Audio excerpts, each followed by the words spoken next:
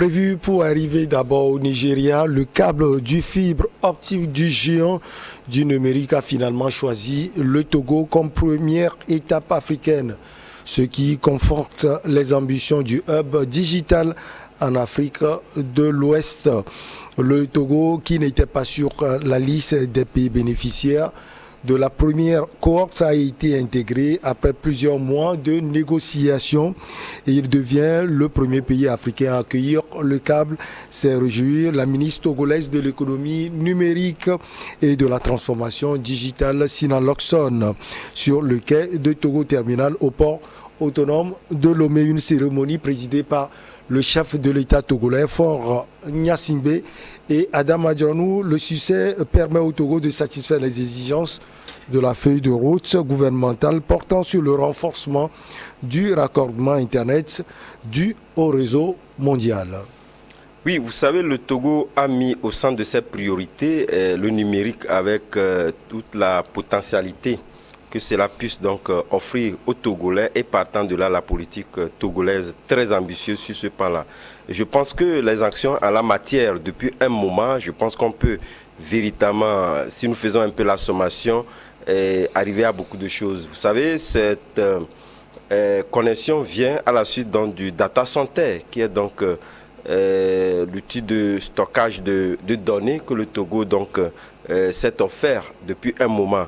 Et donc à cela va s'ajouter également ce câble-là qui était donc où le Togo inaugure pratiquement l'avènement au niveau de la sous-région. Pourquoi pas donc en Afrique. Si cela en est arrivé, c'est justement parce que les propositions du Togo en termes d'ambition liées donc au numérique ont convaincu parce que lorsque nous parlons du Google, vous savez, vous avez évoqué tantôt le Nigeria qui est donc le pays où était donc le premier pays à destination donc de ce raccordement-là, mais ça a été pratiquement donc le Togo. Or, si nous comparons aujourd'hui en termes numériques, tout ce que nous constatons au niveau du Nigeria, on peut se dire que le Togo est pratiquement en arrière-plan. Mais aujourd'hui, nous voyons que ces ambitions-là commencent déjà pas à s'exprimer. Et je pense que c'est à juste lorsque nous prenons cette feuille de route 2020-2025, où le chef de l'État lui-même essaie de pouvoir faire un peu le diagnostic de ce qui a marché, de ce qui n'a pas marché. Et depuis un moment, il a toujours fait. C'est au regard de toutes ces ambitions-là qu'on a cru pratiquement donc au Togo de pouvoir véritablement donc habiter ou être le premier pays choisi. Et cela, je pense que cela doit quand même, nous devons en être fiers et s'enorgueillir d'ailleurs même, puisque lorsqu'on compare dans les pays pionniers qui peuvent naturellement donc habiter dans ce câble-là, le Togo n'était pas sur la liste. Mais aujourd'hui, je pense que les ambitions du Togo permettent véritablement donc de proposer un certain nombre de choses qui lui offrent l'opportunité de pouvoir être le premier pays choisi. Donc je pense que les ambitions liées à cette feuille de route-là ont commencé par s'exprimer efficacement. Et c'est ce qui a conduit donc à ce raccordement que nous constatons aujourd'hui. Alors, Pasteur Ido Komi, cela, c'est une sorte de synonyme d'une augmentation de la vitesse d'Internet, d'une amélioration de l'expérience des utilisateurs. Il faut le souligner au Togo. D'ailleurs, quand nous prenons tout ce mandat de raccordement qui est déployé au Togo à travers le câble sous-marin de Google, c'est que la finalité, c'est que les consommateurs, aient accès à l'Internet de haut débit et à moindre coût. Mais c'est très important parce que quand on fait tout ça et que les Togolais se retrouvent encore, le Togo se retrouve encore le pays au peloton des têtes des pays les plus chers en communication Internet, que ce soit data, que ce soit la voix. Donc je pense que c'est ça, ça ne servirait à rien, puisque justement, si la feuille de route 2020-2025 justement accorde une certaine importance à la digitalisation, à la numérisation, oui, c'est une bonne chose. Aujourd'hui, sans l'Internet à haut débit, on ne peut rien faire. Donc les investisseurs ont besoin aujourd'hui d'une certaine fluidité de l'Internet.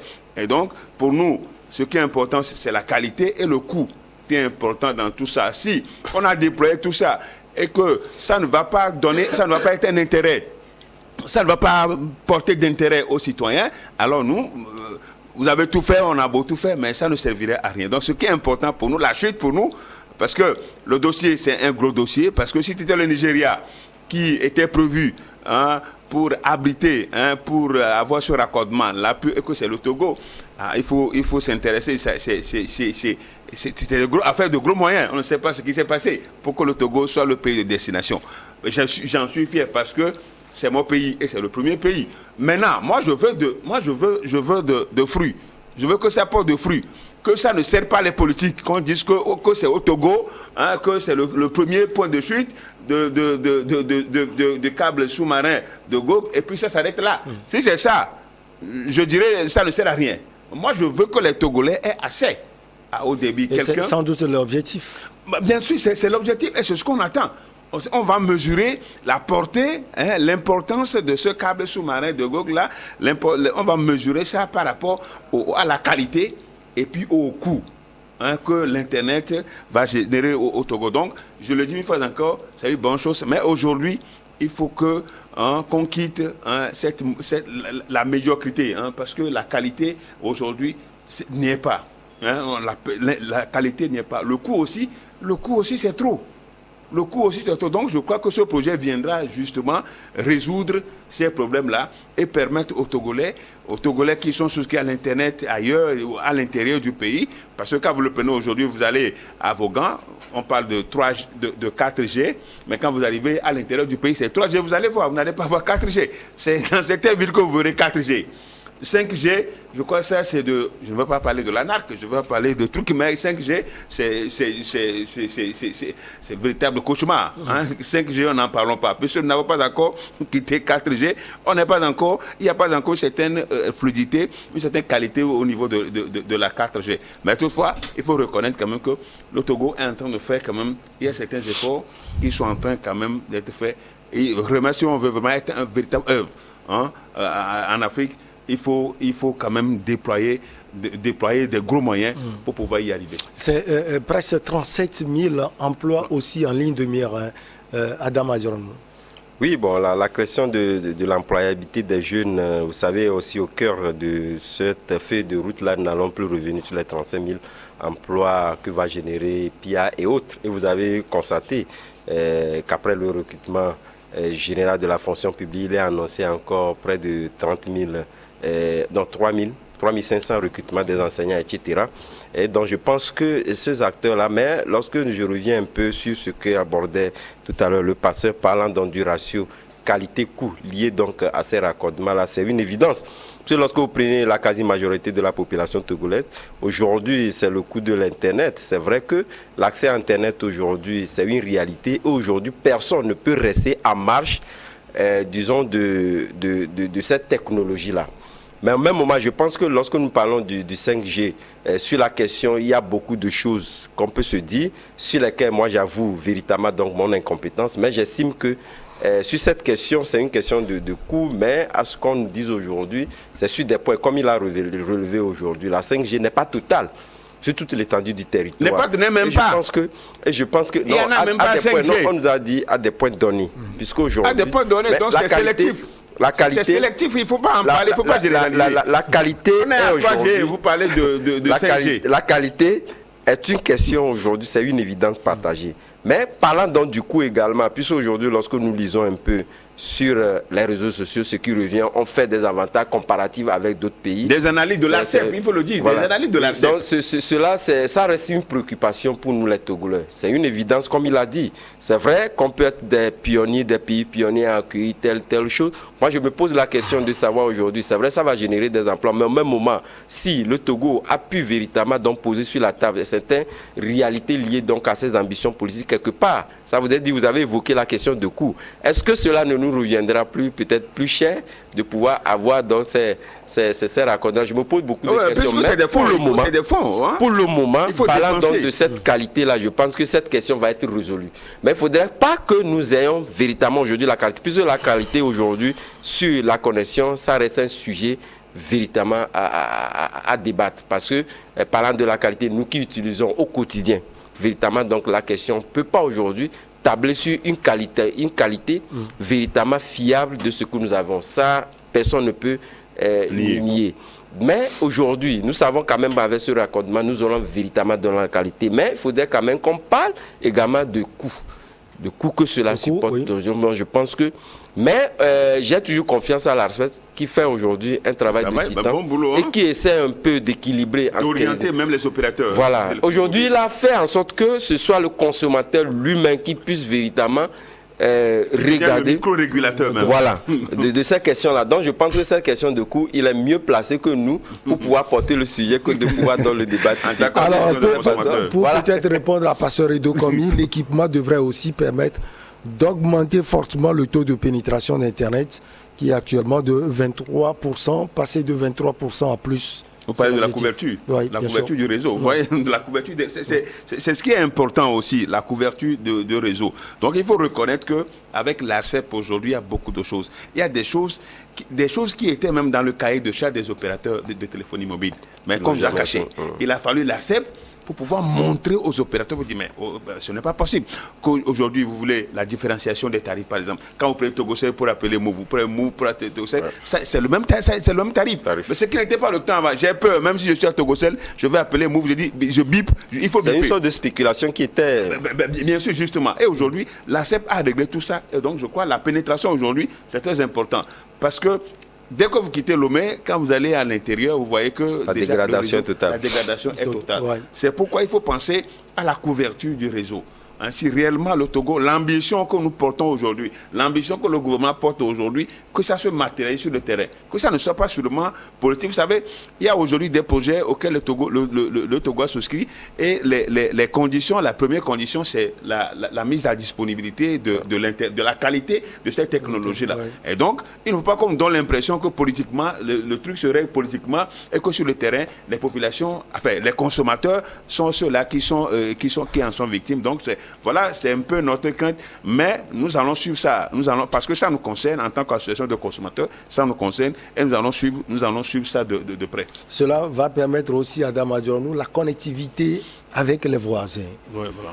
Oui, avec les voisins et l'international, puisque aujourd'hui tout le monde sait qu'on ne peut plus, d'ailleurs même le monde est devenu ce village planétaire dont on en parle. Tous les jours, mais au même moment, si cela ne s'exprime pas par les actes et si cela ne s'exprime pas par la technologie que nous avons, or, avant même de pouvoir exprimer ainsi, c'est cette connexion-là qui nous permet aujourd'hui de pouvoir donc interpréter cette question de connectivité entre les voisins.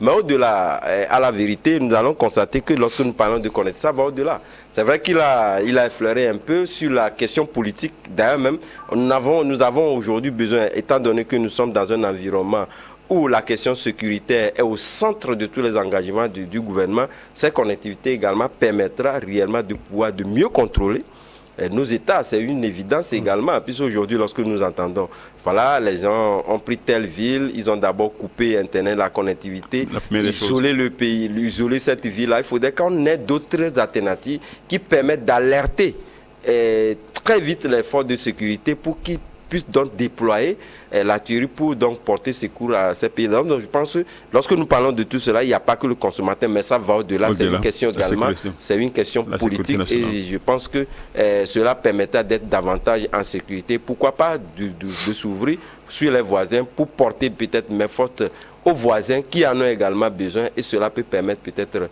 de pouvoir donc résoudre définitivement ce problème-là qui nous tient franchement à cœur.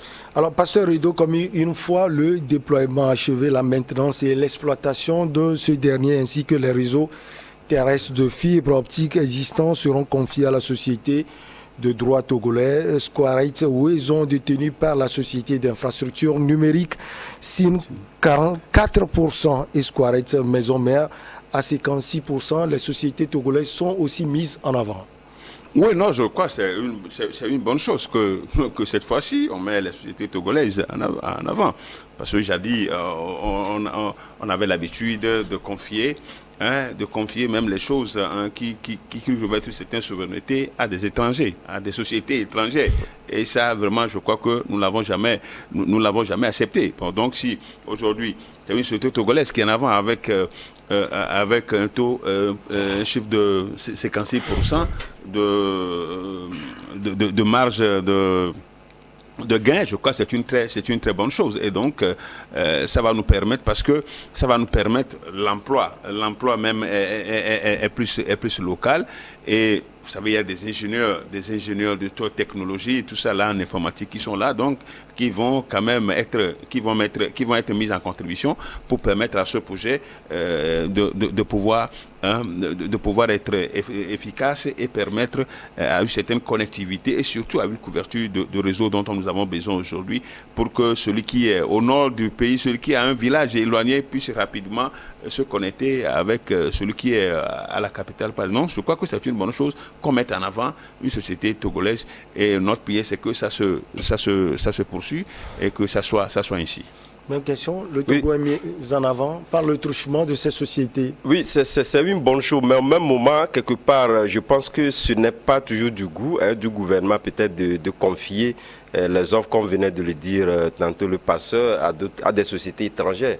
Et ça, je pense que la question s'était posée lorsqu'on parlait donc du recrutement, du sélection. Parce que des compétences. Non, oui, il faudrait quand même qu'on puisse présenter des offres assez alléchantes et très compétitives, ce qui n'est pas le cas. On en parlait lorsqu'il fallait donc recruter le sélectionneur togolais. La question était quand même sur toutes les lèvres. Ouais. Il faudrait quand même que nous également, nous prenions quand même l'initiative, nous donnons des moyens pour être beaucoup plus compétitifs. Il y a d'autres sociétés togolaises également qui essaient de pouvoir débusquer des offres à l'international. C'est vrai qu'on n'en parle pas assez, mais au même moment, on ne serait pas... Vous pensez qu'il n'y a pas des Togolais qui ont de la compétence? Non, la question était posée parce qu'on n'avait pas des compétences assez compétitives. Il y avait Jean-Paul Abalo, il y avait Jonas Kokou-Komla, il y avait d'autres. Il y a des noms, on est d'accord, mais est-ce que vous avez vu la qualité recherchée? Expérience au Niger et autres. Oui, est-ce que vous avez vu? Non, ça dépend de l'offre, de celui qui lance donc l'offre, ce qu'il a mis dans l'offre, c'est ça un peu. La question n'est pas fondamentalement d'avoir des noms.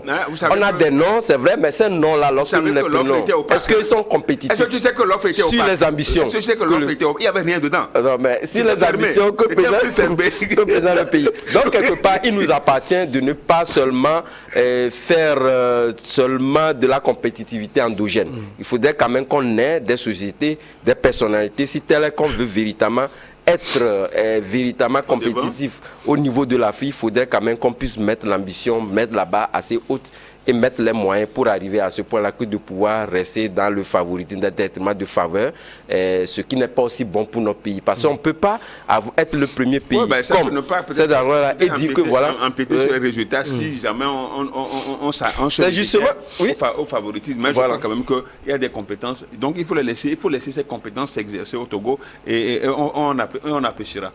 Ce qui va permettre au Togo de concrétiser son ambition de devenir un hub digital en Afrique de l'Ouest avec une connectivité vers les pays voisins dont le Ghana, le Bénin, le Burkina Faso. Alors, on l'a déjà dit, connectivité avec d'autres pays voisins. En fait, payer un hub digital compétitif avec les autres, c'est une bonne nouvelle, c'est une bonne chose. Mais qu'on ne reste pas à l'étape du discours. Il faut maintenant qu'on avance. Il faut que quand les Togolais prennent le smartphone, ils arrivent à vivre. Il faut vivre cela. Pour moi, il faut qu'on vive cela. Dès qu'on va commencer par vivre, qui va dire que... Les efforts sont faits pour cela. Non, mais ces efforts-là, c'est pourquoi je veux que ces efforts se concrétisent. Ces efforts se concrétisent réellement et que vraiment, quand nous voulons faire de l'Internet, vraiment que justement, que cela soit très facile, très fluide pour nous, c'est tout. Oui, on ne peut pas continuer. Vous voulez ajouter quelque chose? On est presque au terminus. On ne peut pas continuer parce que lorsqu'on parle de connectivité avec les autres pays, vous savez aujourd'hui que les citoyens africains se déplacent beaucoup. Et lorsque vous êtes parlant donc de cette qualité comparative, analyse comparée avec le coût, lorsque vous déplacez au Bénin, vous achetez du crédit, vous mettez dans votre vous constatez directement la net différence. Je pense que cet acte-là restera, disons, à l'étape de discours, parce que lorsque la population sortira, elle va au Ghana ou au Bénin et faire aujourd'hui la comparaison. Je pense que arriver au pays, on veut que c'est l'analyse comparative, ça ne donne pas le même résultat. Donc il faudrait quand même qu'on tienne compte de ces aspects-là en faisant l'ouverture du pays avec les autres pays, mais également nous donner l'opportunité d'avoir les mêmes coûts, les mêmes qualités avec les autres pays et d'en jouir naturellement. Adam Adjronou, directeur de publication de Vision d'Afrique, merci beaucoup. C'est un plaisir. Merci beaucoup, Pasteur Edo. Ça a été un plaisir, journée mondiale de l'eau. Alors, je fais une pensée à tous ceux qui sont à l'intérieur du pays qui n'ont pas de l'eau. Et on demande à l'État togolais de veiller à ce que cette denrée, l'eau qui est la vie, nous puissions l'avoir et tous les Togolais puissent avoir de l'eau potable à leur disposition. Dimas, il va bien? Oui, non, je crois que je l'ai pu vivre cette semaine, mais je crois quand même qu'il se porte bien et on attend le voir très prochainement sur ce plateau. On a hâte de le voir. On a hâte de le voir. Ça a été un plaisir de vous avoir sur ce plateau. Merci beaucoup à vous pour l'attention toujours particulière. On se retrouve la prochaine fois, toujours avec le même plaisir. Excellente suite de nos programmes. Merci.